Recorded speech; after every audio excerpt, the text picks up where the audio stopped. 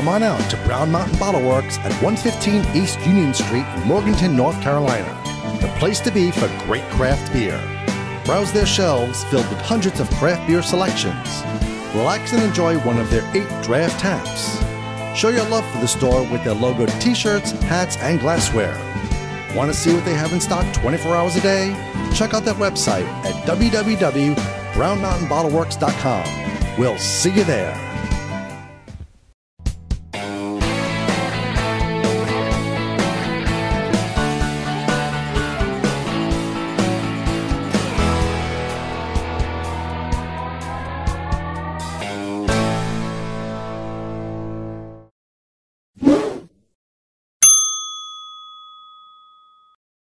Hi, I'm Lynn. This is Dave. We're the NC Beer Guys. We promote NC Craft Beer online at ncbeerguys.com.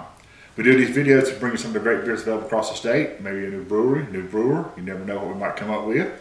Today we've got a beer we haven't had before. And it's a very special one. Very special one. Out of the, it's the Southern Revival Imperial Stout out of the Granite Falls Brewing Company, which proudly operates from the historic Granite Bottling Works, which was their original bottling facility in 1903. Then in the late 70s, Pepsi-Cola bought the plant and was bottling in the same plant. And then in 2012, the equity investment partners, husband and his wife pair out of Caldwell County, financed the purchase of the 32,000 square foot configuration of 3 warehouses on 2 acres adjacent to downtown Granite Falls. The owners financed a painstaking build out and are proud of the adaptive reuse of the warehouse manufacturing space into an award-winning gastropub eatery. Oh yeah. Supper club style music venue and old style watering hole. They say, live hoppier, live happier.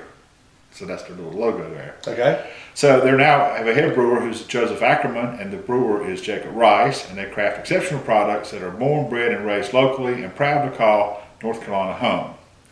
Of the Southern Revival Imperial Stout, which was a silver medal award winner at the 2016 Carolina Championship of Beers, and everybody doesn't get to win one of those, so that's great news.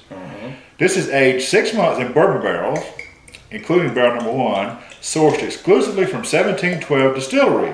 It's the first bourbon distilled in North Carolina since Prohibition. Oh. So we've got a special tie-in to North Carolina distilleries and a special beer being aged for 6 months in the barrels.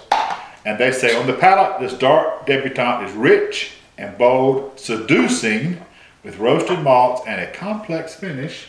And as an imperial, it comes in at 11.8%. Nice. So it's look at the pour, how I gauged it. Beautiful pour. That is almost 50% of the bottle. Look at that. And you could not pour a darker beer. No, that's dark. This is a black baby for sure.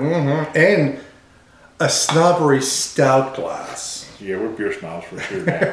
Did you read that article this week that somebody put out about beer snobs? The 20 different types of beer snobs? We kind of met, I'm afraid, the criteria. I looked at them and I went, no. Yeah, but there were some yeses too. No, we try hard not to be. be. We're maybes. A couple maybes. Maybes. I don't go all the way. But I really don't think, I mean, we're getting off subject here. That's all right. But I really don't think we come across that way. I hope not. We don't put anybody else down. Our point of the article was that people that are beer snobs look down at people who don't have the beer education or use highfalutin terms or somehow judge people who are not on their level of craft beer. Oh, right. And we're not that. That, and even when if someone drinks a Bud Light, I'm not going to say, hi, you're a jerk. That's right. Or you know what you're drinking? Or that you like craft beer, but my craft beer is better. Yeah. You may have that one, but mine's better. But it was a very interesting article. No. It was kind of written in a funny way, too. So yeah, it was good, but I was just like, nah. That was a beautiful pour. And that is great lacing on this head. Look at it, covers that glass and stays up on the glass. Yep. Ooh, okay, the aroma. You get the bourbon. Lots of bourbon come through in the aroma. You know, we've said before, we actually, it's one of our things, I guess. We do a lot of bourbon beers. Yes. It's just kind of, we both like to try them because we've got such different takes on bourbon. Right. But yet we agree that when we drink beer that's bourbon aged or bourbon flavored or bourbon anything else, it still needs to be beer. Yes. It doesn't need to have just... That doesn't need to be bourbon and it has that beer aftertaste. That's right. So we'll hope here too that it's not one of those that's so strong and bourbony that you kind of don't think you're drinking beer. But now I will tell you the aroma is very bourbony, which I like bourbon. And we've had that before. That's right. And we've had it in the aroma and it didn't really come across too strong in the. And we do want to severely, happily thank them for sending the bottles. We've got to get up there and eat with that crowd again too. Oh, Their food the food is awesome. I was by there. It was about last year, I think, and it was amazing food. I had such a great time. That's where I had the peanut butter. Oh, that's right. Yeah. That's right. Well, I let it sit out. I did the right thing this time. I started saying I put it out. Too much. I had a note after work. Take the bottle out. Good, so I did it. No, it's not. Well, I want you to try it. I love the body on this beer. How it just kind of coats your tongue. It sticks with you for a little bit, as you would expect. Yep. But it's not. Like I said, it's got enough of the stout presence that the stout wins over the bourbon, which is what we want. The dark notes of the chocolate and the coffee and the toffee, the stout notes hold up well to this level of bourbon. Yep. It's plenty of bourbon. I think you certainly know what you're drinking. But this isn't, as we discussed, the overwhelming version. This is a nice balance of it. But some of them err on the other side, and you get a beer that's billed as bourbon barrel aged, and you think this could have come out of any kind of barrel. You don't really get the bourbon, so this is a good right down the middle of the path where it needs to be. Right. I really enjoyed it. I'm so glad that I have a bottle to keep and age. Now your bottle is numbered, I see, and it looks like it was number 82 of 180.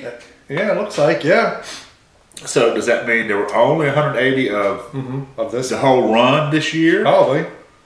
And it has a black wax cap on it. You didn't really see that with probably. So that's going to be nice and sealed for aging. This would have been an excellent one. You've got another one to cellar. Good. This would be an excellent one to put up. Beautiful one. And to see what it does over time. Yep. Because it should even age. Oh, I love, especially barrel aging ones. Oh, I love when they do that. Right. When you have one after like 2 or 3 years, and you see that what you're going to pull, the flavors you pull out of it, how it's changed from the original one. Oh yeah. Okay, so the label gives us a little more information. This is part of the Mashville Bourbon Barrel Age series, which I didn't pick up from my research, and it's only bottled April 30th of this year. So that is very fresh and just say limited release. Yep. So highly appreciative of it.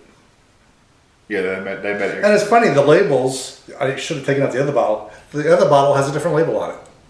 Same thing, Southern Revival, but it has a different label. So that's really cool. So you have 2 labels to put in my book. That's right, your books get kind of full. It's got to be. Got to be. So Southern if you're, Revival, you don't get. I know you don't know a lot of Southern culture. But no, I don't. You know, in the mountains, they used to joke about the Southerners who were snake handlers in their churches. Okay. So, and a revival is when you go to church like all week long and you have this big tent revival thing. Okay. So the label is a takeoff on that. Without saying anything, you just have to kind of know it's this somebody. We won't say somebody with a black hat and glasses holding up a snake. Who's snake handling. Yeah. And call it a Southern Revival. That's an interesting take on the Southern culture there. That's nice. So when you're on 40 heading east to west, do that little turn up. Pop up there. All right. Go visit them at Granite Falls. Big place inside. Just outside of downtown. And unlike some breweries, hit them when it's mealtime. And make sure you hit your food in the restaurant. Oh, yeah, absolutely. You definitely want to hit the restaurant. Because it'd be well worth it. This is just an excellent beer. And as it's warming up, it's just not losing anything at all. This is great. Yep.